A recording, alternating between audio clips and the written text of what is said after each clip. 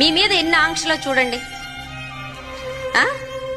ఏడవకూడదు, వంశోద్ధారకుడివి, మొత్తం నామ్ రోషన్ కర్నా నీ డ్యూటీ, చచ్చుకుంటూ అమ్మనాయలను సాధాల, ఏ బాధ్యతలున్నా నీయే, నోరు మూసుకొని చదివి ఉద్యోగం సంపాదించి తీరాలా, పిచ్చి పిచ్చి శాఖలు పోతే బాగోదు.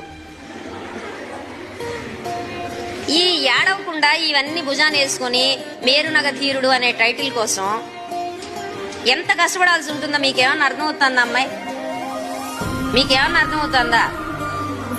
పాపం చూడండి, వాళ్ళని చూడండి, పాపం ఏడవడానికి కూడా లేదు. చెప్పుకొని నాకు భయం వేసిందని ఏడవడానికి లేదు, దుఃఖం వస్తే ఏడవడానికి లేదు, బిగబట్టుకుని ఉండాల.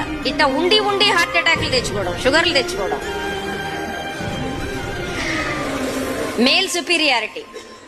పాపం చిన్నప్పటి నుంచి నువ్వు మగాడివి కాబట్టి ఇలా ఉండాలి ఉండాలి అని చెప్పి